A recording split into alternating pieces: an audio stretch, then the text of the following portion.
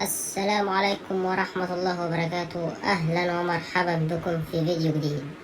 بيان عاجل من جامعة الجلالة ردا على حادث طريق السخنة ووفاة عدد من طلابها. كشف مصدر مسؤول بجامعة الجلالة حقيقة ارتباط الجامعة بحادث انقلاب أتوبيس على الجلالة جنوب محافظة السويس. انقلاب أتوبيس على طريق الجلالة السخن جنوب محافظة السويس. تداول رواد مواقع التواصل الاجتماعي حادثة انقلاب أتوبيس ينقل طلاب طب جامعة الجلالة على طريق السخنة، ما أدى إلى سقوط قتلى وجرحى، وعلى الفور هرعت فرق الإسعاف والحماية المدنية لإسعاف المصابين ونقلهم إلى المستشفيات المجاورة.